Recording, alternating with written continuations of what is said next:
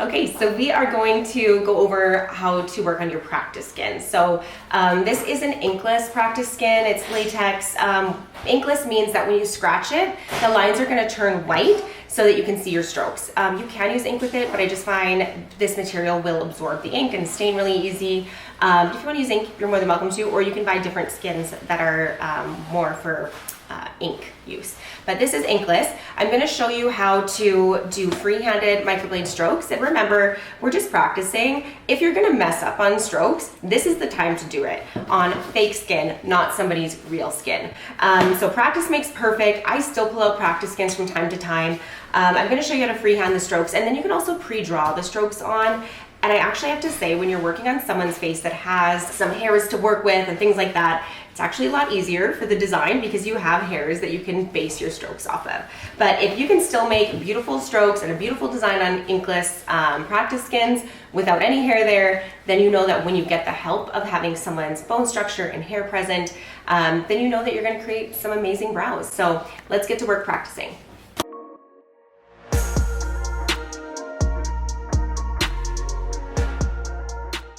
When you're going to go work on your practice skin, you're going to imagine this is the outline of the brow. That being said, you don't have to be confined to it. You can always go above and below it if you want to make a thicker brow.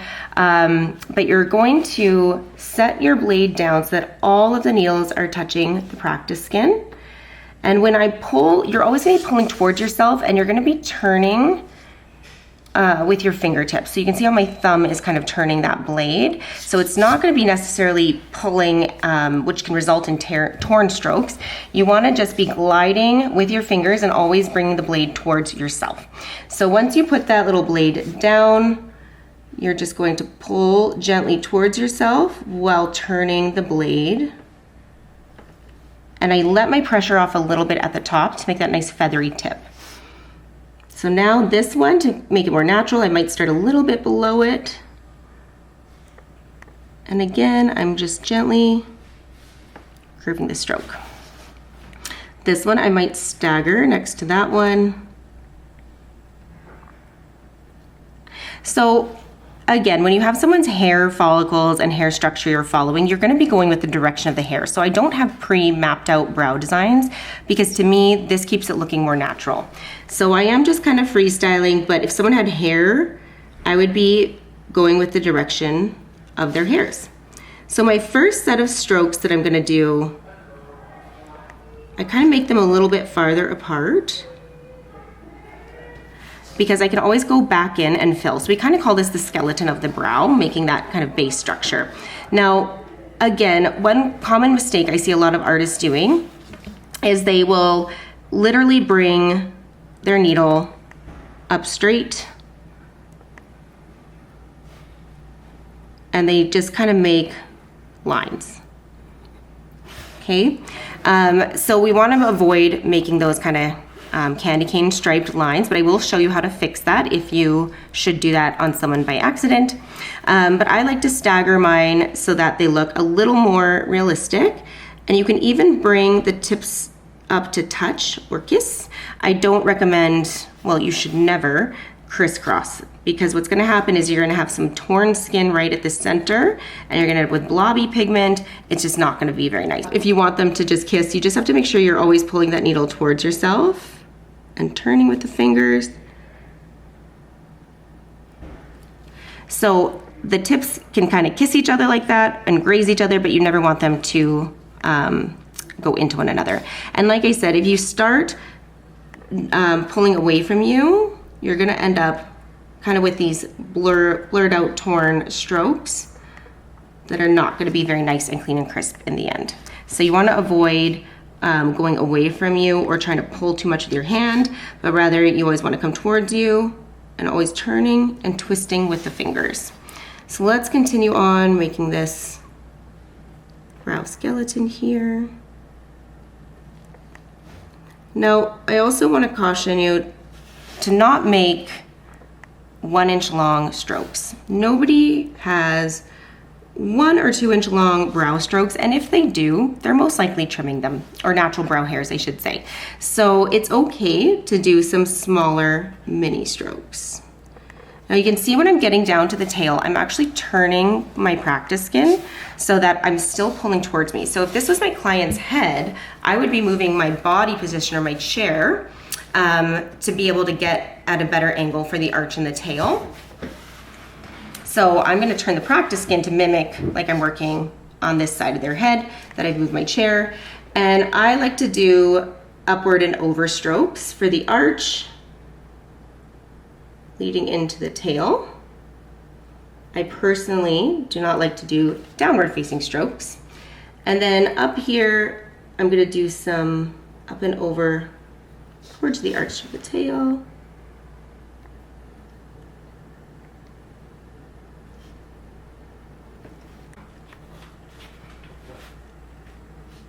Yeah. So now we're gonna pretend that was my first pass, and I kind of have the bulk of the brow filled in. I'm gonna do my second pass to do some more detail work. So I'm gonna go in and add any strokes. You can even branch off a previous stroke just to create a bit more realism.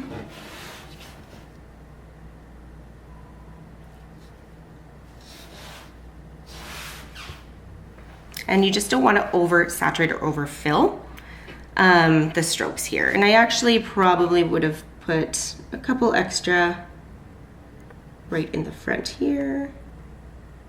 But remembering that you need to leave some negative space so that when the strokes expand, they don't look solid and blobby.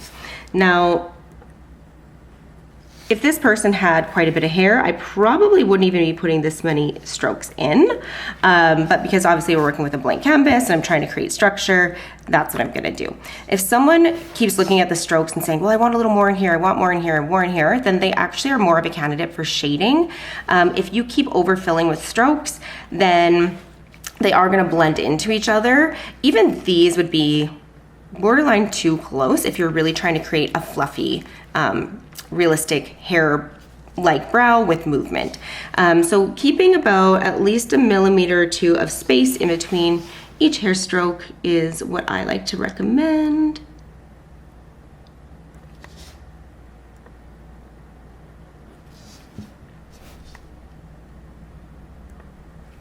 Now there are lots of pre-mapped out designs that you can follow, but like I said, I like to keep it natural. That's kind of my area of expertise. So if the client has hair and some follicles, then that's what I'm trying to go with and map out, as you'll see in my example when we do the treatment. Now let's move on to the second stroke, or the second brow here. And like I said, a lot of my students do these long strokes, or people that I've seen that haven't been trained by me, they panic and they just go from point A to point B, and they do kind of those candy cane stripes. And a lot of times what they'll do is they won't be able to curve because they haven't practiced enough when they get to the tails. So you end up with these just really sharp looking stripes. So if you think you're doing your nice twist with your needle and you wipe and you're like, oh my goodness, I have sticks. What do I do? Just don't panic. I always say, when in doubt, sit the client back up if you need to remap or redo anything. Obviously, any tools that you're gonna use, like a crayon like this to remap, you're gonna have to throw away if you're using it on the client afterwards. And you wanna be careful with any markers and stuff because you don't want it getting into those strokes that you already did. So just exercise caution, but sit them up and remap if you need to.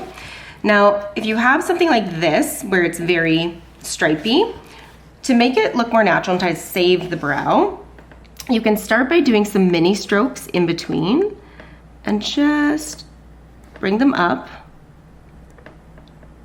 to curve over the top.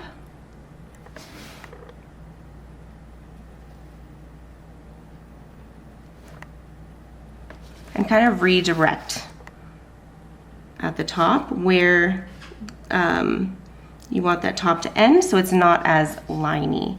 So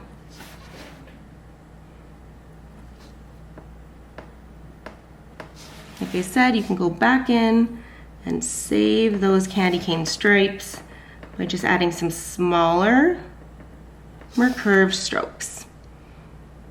But ultimately, you should practice enough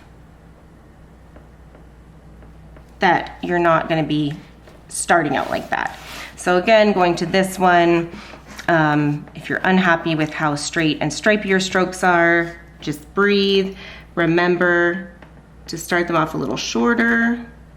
Don't crisscross into the tips of them, but you can come up and kiss the tip of the other ones you did, and always use your fingers.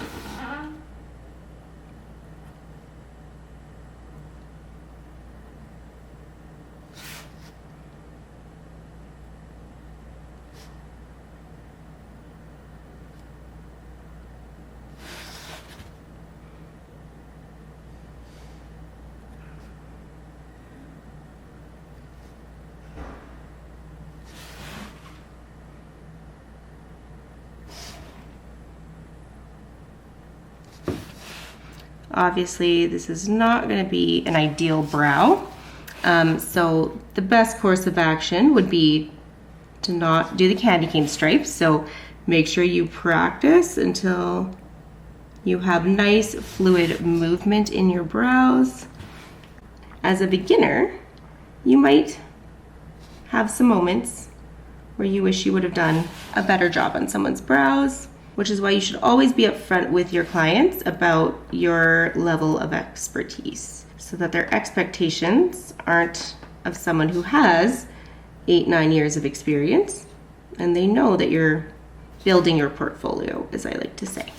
So again, it's gonna be more of a wispy, kind of messy brow, but it looks a lot better than those candy cane stripes. So what I would recommend doing while you're kind of getting the hang of it is you can take pictures of people that have eyebrows in magazines, or get some pictures of your friends, or if you have a client that you're going to start on, have them do a consultation, take a picture of their natural eyebrow and get a stylist or something like that and map out where you would put their strokes based on their eyebrow.